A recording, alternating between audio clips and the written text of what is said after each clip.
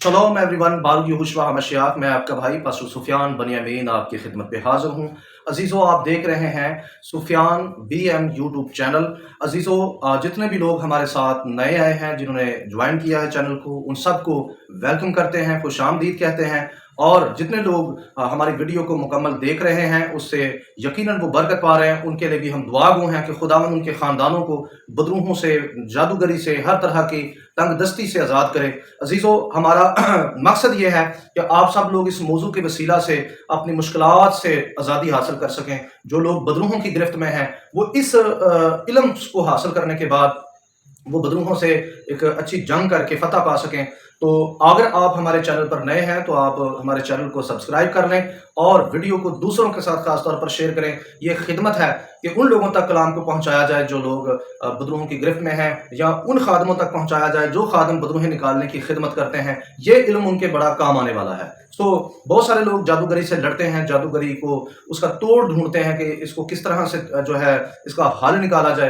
तो ये मेरी वीडियो जितनी भी आप मेरे चैनल पर देख रहे हैं, ये आपके काम आएंगी। आप इन्हें ज़रूर देखें और पूरी वीडियोस को देखें, आखिर तक देखें और सारे दलाइल को नोट कर लें और उस पर अमल करें ताकि आप लोग रिहाई की तरफ कदम बढ़ा सकें। हालेलुया।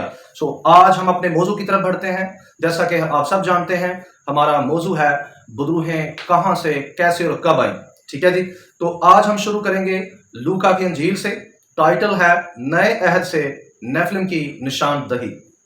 लूका 4 बाब उसकी 33 आयत में लिखा है, और इबादत खाना में एक आदमी था जिसमें नपाक देव की रूह थी। वो बड़ी आवाज से चिल्ला उठा कि ऐ यसु नासरी, हमें तुझसे क्या काम? क्या तू हमें हलाक करने आया है? मैं तुझे जानता हूं कि तू कौन है, तू खुदा का कदूस है। इस हवाले में जो लफ्ज द्यू है, इसके लिए जो यूनानी लफ्ज इस्तेमाल हुआ है वो है डिमोनिया। ठीक है जी। और जिसका अंग्रेजी तर्जमा डीमन किया गया है। लिहाजा इस आदमी में नेफिलिम की रूह थी। जैसा कि मैं आपको अपनी पिछली वीडियोस में बता चुका हूं कि जो नेफिलिम है, उनके लिए यूनानी में जो लफ्ज इस्तेमाल हुए हैं वो डिमोनिया है, और जो अंग्रेजी में जो लफ्ज इस्तेमाल हुआ है वो है डीमन, और जो इब्रानी में इस्तेमाल हुआ है वो है यदूनी, और उर्दू में उनका तर्जमा जिन्नात हुआ है। तो यहाँ पर यूनानी लफ्ज जो है वो डिमोनिया है और अंग्रेजी में डीमन है। हाँ, तो नए अहद में भी नेफिलिम का जिक्र है। नेफिलिम, ये जो द्यो जिसे कहा गया लूका की इंजील में, दरअसल ये वही नेफिलिम है जो पैदाइश की किताब में हमें नूह के दिनों में मिलते हैं, जिन्होंने इंसानों पर हमला किया, अटैक किया और उन पर कंट्रोल किया।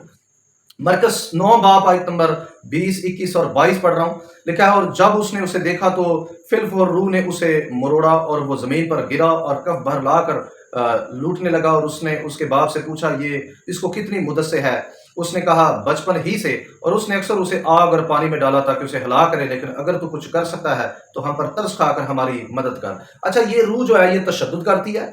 और याद रहे कि हम जब नेफिलिम का तरीका वारदात देखते हैं तो नूह के दिनों में हम देखते हैं, हमने किताबों से, हिस्ट्रिकल किताबों से, हनूक की किताब से, योबली की किताब से, याशर की किताब से, यूसुफीस की किताब से, कबाला से, मैंने आपको बहुत सारे दलाइल दिए थे कि नेफिलिम जो है वो इंसानों पर तशद्दुद भी करते थे, उन्हें मार देते थे और उनका खून पीते थे और उनको अक्सर कत्ल करते थे। ठीक है जी। तो ये निशानी है नेफिलिम की कि ये रूह भी तशद्दुद करती है, और यहोशुआ हमशियात इस लड़के को आजाद कर देते हैं। हालेलुया, बारुक हशीम। अमाल 16 बाब आयत नंबर 16 लिखा है, जब हम दुआ करने की जगह जा रहे थे तो ऐसा हुआ कि हमें एक लौंडी मिली जिसमें गैबदान रूह थी। वो गैब गोई से अपने मालिकों के लिए बहुत कुछ कमाती थी। ये रूह भी नेफिलिम है, क्योंकि ये जादूगरी का इल्म देती थी। तो ये जादू से पता कर लेती थी, गैब का इल्म जो है वो अपने मालिकों को देती थी, तो वो बड़ी कमाई इससे करते थे। तो जैसा मैंने आपको बताया है पिछली वीडियोस में कि जादू का जो रूट है वो जी इसी तबके से है, नेफिलिम से है। सो नेफिलिम ने ही ये सारा कुछ वजूद में समझे, इनको वजूद दिया, इन सारी चीज़ों को ईजाद किया। और हमें नए अहद में इमाल की किताब में 16 बाब की 16 आयत में ऐसी ही बदरू यहाँ मिलती है, और हमें ये वाक़या मिलता है कि ये बदरू जो है गैबदानी करती है। और इसका मतलब ये हुआ कि ये कोई और रूह नहीं, ये वही रूह है। हालेलुया। सो खुदा ने अपने लोगों को पहचान दी है अपने कलाम में कि हम इन्हें पहचानें और इनके साथ जंग करें। मरकस 16 बाब आयत नंबर 9 लिखा है, हफ्ते के पहले रोज जब वो सवेरे जी उठा तो पहले मरियम मगदलीनी को, जिसमें से उसने 7 बुरी रूहों को, बदरूहों को निकाला था, हाँ जी, जिसने 7 बदरूहें निकाली थी, दिखाई दिया। सॉरी जी, हवाला पढ़ने में गलती हो गई। یہ 7 بدروہیں بھی نیفلم ہیں کیونکہ ان بدروہوں نے مریم مگدلینی کو زنا کاری جیسے گناہ میں گرفتار کیا تھا۔ یاد رہے کہ نیفلم بڑی تعداد میں تھے کیونکہ فرشتے آسمان سے یارد اور ہنوک کے دور میں کوہ ہرمون پر آئے تھے، ٹھیک ہے جی، اور یہ طوفان کے آنے تک موجود تھے، طوفان کے آنے تک یہ لوگ موجود تھے، اور ان سے پیدا ہونے والی ہر ہائیبرڈ نسل بڑی تعداد میں بڑھتی گئی۔ آپ تھوڑا کامن سینس استعمال کریں کہ 1 صدی تک جب کوئی نسل رہے تو اس سے کتنی نسلیں پیدا ہوں گی؟ تو یہ تقریباً نیفلم جو تھے اور 200 فرشتے جو تھے، یہ تقریباً 8 صدیاں جو ہے یارد سے لے کر ہنوک تک رہے، ٹھیک ہے جی، طوفان نوح تک رہے، تو تقریباً یہ 8 صدیاں زمین پر رہے۔ تو آپ سوچیں کہ کتنی بڑی تعداد ان کی پیدا ہو چکی تھی ہائیبرڈ نسل کی، اور وہ سارے نیفلم کہلاتے تھے، ٹھیک ہے جی۔ اور جب وہ مرے، ان کے جسم ختم ہوئے، تو وہ ساری روحیں بدروحوں میں تبدیل ہو گئی، ان کو آج بدروہیں کہا جاتا ہے، ٹھیک ہے جی۔ آگے بڑھتے ہیں۔ نئے عہد میں بدروحوں کے ایک سردار کا ذکر ہے جس کا نام ہے بالزبول، ٹھیک ہے جی۔ متی 12 باب آیت نمبر 24 میں لکھا ہے، فریسیوں نے سن کر کہا، یہ بدروحوں کے سردار بالزبول کی مدد کے بغیر بدروحوں کو نہیں نکالتا۔ اچھا جی، نیفلم میں جو ہے سرداروں کو مقرر کیا جاتا تھا، ٹھیک ہے، نیفلم کے اندر ان کے کچھ سردار تھے، تو جن کے نام آپ کو ہنوک کی کتاب سے بھی مل جاتے ہیں، ٹھیک ہے جی۔ تو اگر آپ ڈیڈ سی اسکرول اور نیفلم کے خوابوں کی کتاب پڑھتے ہیں تو آپ کو اندازہ ہوگا کہ نیفلم کے قبیلوں کی ترتیب کیا تھی، تو ان کے اپنے اپنے سردار تھے۔ ہنوک کی کتاب کے مطابق اور یوبلی کے مطابق فرشتوں کے بچے تھے جن کو دیو کہا جاتا تھا۔ بعد میں ایک اور نوح پیدا کی گئی جسے نفال کہا جاتا ہے۔ تفصیلات جب ہم دیکھتے ہیں تو وہ ہمیں پتہ چلتا ہے کہ جی نیفلم جو تھے ان کے اندر جو ہے اقسام تھی، ٹھیک ہے جی، اور ان اقسام کے اندر ہر بندے کہ جو ہے ہر نیفلم کا ایک سردار ہوتا تھا، ٹھیک ہے جی۔ آگے بڑھتے ہیں۔ اچھا، دوسرے حصے میں آسمان سے آئے ہوئے فرشتے، ٹھیک ہے جی، فرشتوں میں سے بارکلے کے بیٹے میہو کا بیان دیا گیا ہے جو اپنے ساتھی نیفلم کو آنے والے عذاب کے خواب کی اطلاع دیتا ہے۔ اپنے خواب میں وہ پانی میں ڈوبی ہوئی ایک تختی کو دیکھتا ہے جس پر کئی نام لکھے ہوئے ہیں۔ جب اسے پانی سے باہر لایا جاتا ہے تو اس پر صرف 3 نام رہ جاتے ہیں، یعنی صرف نوح کے 3 بیٹوں کو دنیا بھر میں آنے والے سیلاب سے بچایا جانے کی علامت ہے، ٹھیک ہے جی۔ تو ان کو خوابیں آتی ہیں، ہر خاندان کو خواب آتی ہے، اور یہ سارے چوکنا ہو جاتے ہیں اور ان کو پتہ چل جاتا ہے کہ اب ہمارا ڈی اینڈ ہونے والا ہے۔ طوفان کی ان کو خوابیں آتی ہیں۔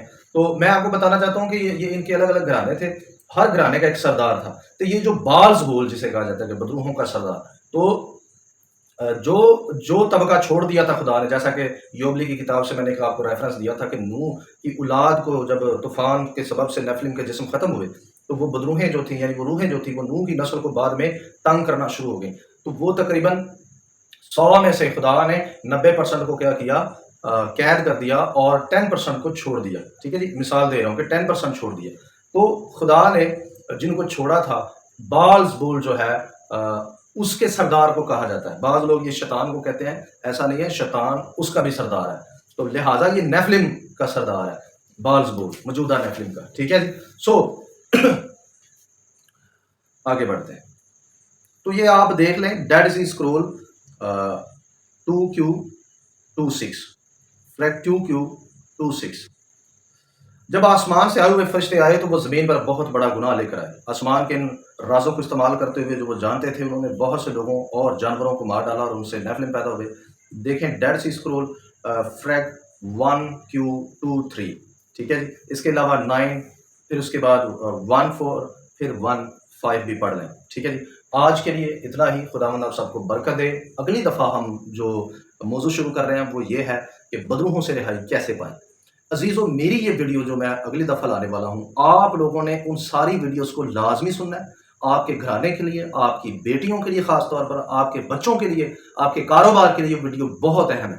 اس سارے موضوع کے اندر ہم نے یہ سیکھا تھا کہ بدروہیں کس طرح سے وجود میں آئیں، کس طرح سے انہوں نے یہ سارا کچھ اپنا جال پھیلایا، کس طرح سے انہوں نے انسانوں پر قبضہ کرنا شروع کیا۔ ہم نے یہ سارا سمجھ لیا۔ اب آپ کو اپنے دشمن کا پتہ ہے، اس کے 2 طبقے ہیں، وہ کس طرح سے انسانوں پر حملہ کرتے ہیں۔